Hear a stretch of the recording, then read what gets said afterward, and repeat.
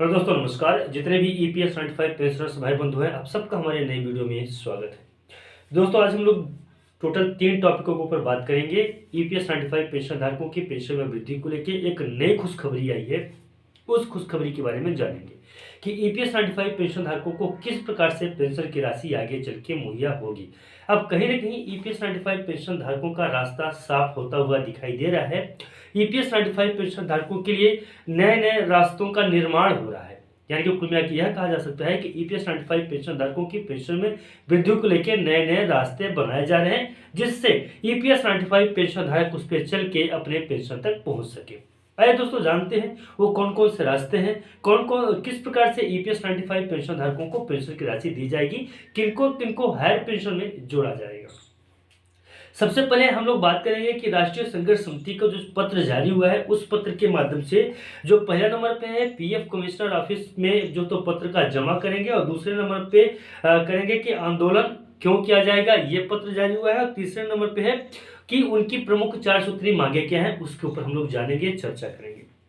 दूसरे नंबर पे है, काफी महत्वपूर्ण है, ईपीएफओ का जो कार्य है, ईपीएफओ के अब अपने कार्य में ईपीएफओ बदलाव करने वाला है, यानी कि सुधार करने वाला है। ईपीएस 95 पेंशन धारकों को उनका अधिकार नहीं मिल पाया है, वो उनका अधिकार। दूसरा नंबर, माननीय सुप्रीम कोर्ट की तरफ से भी बड़ी अपडेट सामने निकल के आ रही है। ईपीएस 95 पेंशन धारकों के पेंशन में वृद्धि को लेकर हो सकता है पुनरावलोकन, यानी कि ईपीएस 95 पेंशन धारकों के पेंशन में वृद्धि को लेकर जो फाइनल फैसला आया था, उसमें कुछ न कुछ बदलाव किए जा सकते हैं, या ईपीएस 95 पेंशन धारक जितने भी हैं सभी को सम्मिलित किया जा सकता है।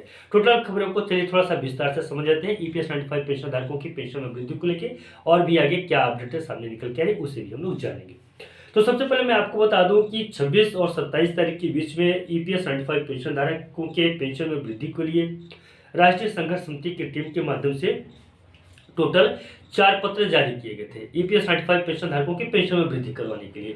तो कुल मिलाकर उन 4 पत्रों में से क्या था, जो पहले नंबर का प्रश्न था वो 2 था कि पीएफ कमिश्नर ऑफिस में ईपीएस 95 पेंशन धारकों को पक्ष को रखा जाएगा, और पीएफ कमिश्नर ऑफिस को पत्र लिखा गया था जिसमें ईपीएस 95 पेंशन धारकों की सारी कथा व्यथा उसमें लिखी गई थी। ईपीएस 95 पेंशन धारक किस प्रकार से उच्च पेंशन में आ सकते हैं, वो सारी बातों को उसमें जिक्र है, सारी बातें उसमें लिखी गई है। दूसरे नंबर पे है आंदोलन को लेकर कि आंदोलन क्यों होना चाहिए, आंदोलन ईपीएस 95 पेंशन धारकों की पेंशन में किस प्रकार से ईपीएस 95 पेंशन के धारकों के साथ में न्याय हुआ है, उसका भी वीडियो मैंने ऑलरेडी बनाया था, उस वीडियो को भी आप लोग देख लीजिएगा।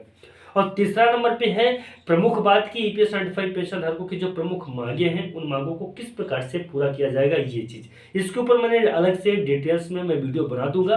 अगर आपको चाहिए कि मैं इसके ऊपर अलग से वीडियो बनाऊं तो प्लीज कृपया कमेंट जरूर करें, ताकि मैं इसके ऊपर अलग से वीडियो बना सकूं।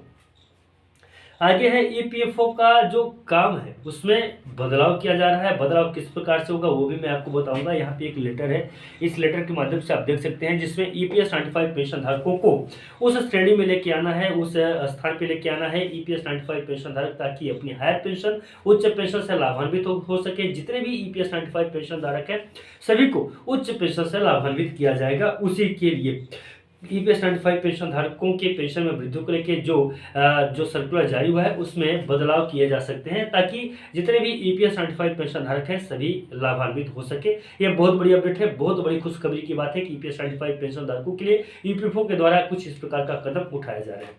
और तीसरा नंबर पर मैं आपको बता दूं कि माननीय सुप्रीम कोर्ट के ईपीएस 95 पेंशन धारकों के लिए जो फैसला आया था उसमें भी बदलाव किए जा सकते हैं, यानी कि ईपीएस 95 पेंशन धारकों के लिए हायर पेंशन की जो उम्मीद जो उनकी उम्मीद टूट गई थी, वो उम्मीद एक बार फिर से जागी है। ईपीएस 95 पेंशन एक बार फिर से लाभान्वित होंगे। राष्ट्रीय संघर्ष समिति का बहुत बहुत धन्यवाद कि ईपीएस 95 पेंशन धारकों के लिए इतना जो संघर्ष किए कि सभी ईपीएस 95 पेंशन धारक उस श्रेणी में आ सके कि सभी ईपीएस 95 पेंशन धारक उच्च पेंशन से लाभान्वित हो सकते हैं। बाकी दोस्तों, आपको यह जानकर ये वीडियो कैसा लगा कमेंट में जरूर बताइएगा। मेरे हिसाब से तो बहुत बड़ी खुशखबरी है ईपीएस 95 पेंशन धारकों के लिए। बहुत बड़ी एक उपलब्धि है कि ईपीएस 95 पेंशन धारक उस श्रेणी में आ गए, उस शाखा में आ गए हैं कि सभी ईपीएस 95 पेंशन धारक उच्च पेंशन से लाभान्वित होंगे। फिलहाल दोस्तों, आपका क्या राय है, आपका क्या विचार है, और आपका कोई भी प्रश्न होगा कमेंट में करें, जरूर उसका मैं उत्तर दूंगा। नमस्कार, जय हिंद, जय भारत।